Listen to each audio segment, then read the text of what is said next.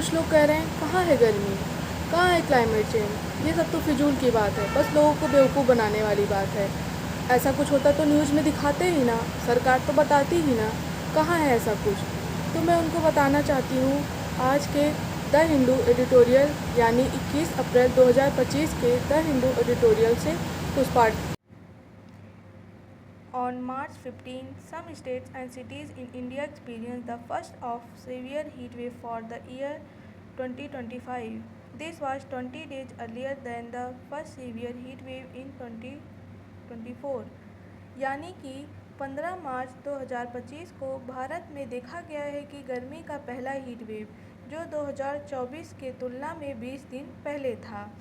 The year 2024 was the warmest year, यानी कि 2024 अभी तक का सबसे गर्म साल रहा है। The frequency of heat wave in India has increased in the last 2 decades in comparison to the previous 2 decades. यानी कि हाल के 20 सालों में उनके पहले के 20 सालों से ज़्यादा हीट वेव रहा है। When the outside temperature reached to close our body temperature of 37 degrees Celsius, the body failed to release the internal heat which is generated as a part of basal metabolic rate. Thus one start to feel heat stress. यानी जब बाहर का temperature हमारे body के temperature जो 47 degree Celsius है उससे ज़्यादा हो जाता है तो हमारा बॉडी इंटरनल हीट को रिलीज करने में फेल हो जाता है। ऐसा लगता है कि हम हीट स्ट्रेस फील कर रहे हैं।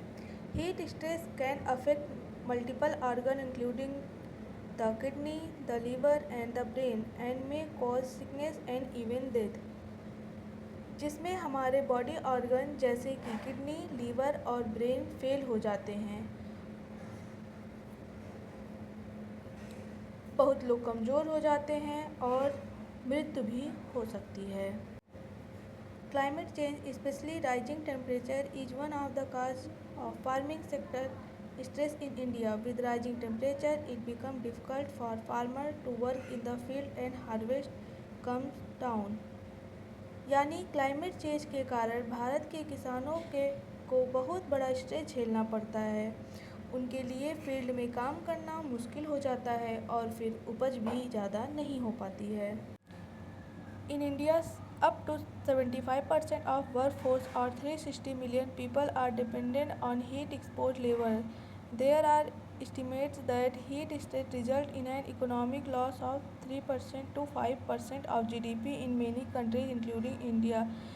भारत में 75% लोग काम के लिए बाहर जाते हैं जिसको गर्मी का सामना करना पड़ता है और हीट स्ट्रेस के कारण वो काम सही से नहीं कर पाएंगे, जिससे इकोनॉमिक लॉस भी होगा और ये अनुमानित किया जाता है 3% से 5% तक जीडीपी में भी गिरावट आएगी।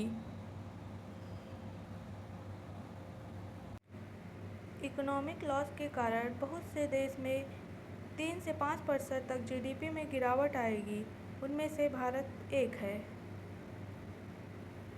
इसमें और भी चीज़ें दी गई थी, जैसे कि जो औरतें घर में खाना बनाती हैं, किचन में दिन में 2 बार 3 बार खाना बनाती हैं, उनको सबसे ज़्यादा गर्मी के प्रॉब्लम को फेस करना पड़ेगा। और मज़दूरों की बात की गई है, इकोनॉमिक इफ़ेक्ट भी पड़ रहा है।